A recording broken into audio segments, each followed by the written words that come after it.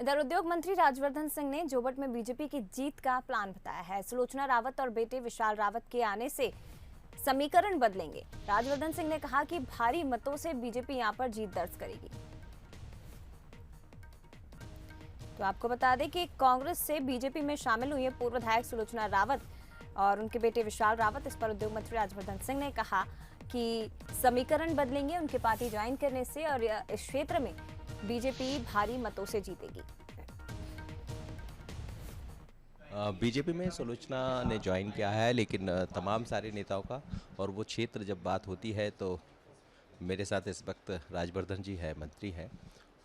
भूला नहीं जा सकता क्योंकि उस क्षेत्र को मैंने देखा है, चप्पे चप्पे से वाकिफ़ है राजवर्धन जी कितनी ताकत मिलेगी भारतीय जनता पार्टी को, चूँकि आदिवासी अंचल है। आप तो लगातार उस क्षेत्र में जुड़े रहे।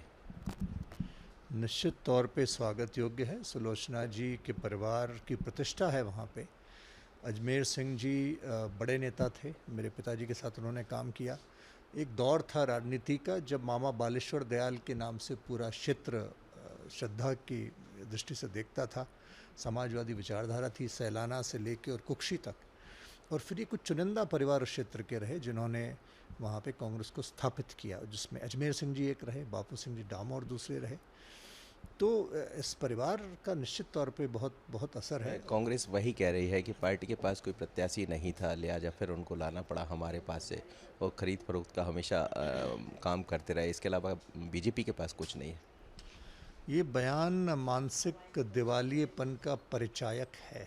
पिछला 2018 का चुनाव हुआ तो ये कई प्रश्न लागू कांग्रेस नेतृत्व पे होता है। क्या कांग्रेस नेतृत्व के पास समूचे जोबट विधानसभा क्षेत्र में एक भी स्थानीय प्रत्याशित नहीं था कि उन्हें आयातित करके बाहर से जो निर्दलीय चुनाव लड़ी पिछली बार कलावती बहन, जिसने निर्दलीय चुनाव लड़ के वहाँ के एक अधिकृत कांग्रेस प्रत्याशी जेवियर मेड़ा को हराया, उसको क्योंकि वो एक परिवार विशेष की सदस्य थी, पुरस्कृत करके फिर प्रत्यारोपित करके उसको उस चुनाव हराने का इनाम जोबट में पुरस्कृत करके दिया। तो जोबट विधानसभा का अपमान तो पहले से हो गया 2018 में। विजय के साथ मनोज सैनी, बंसरी भोपाल।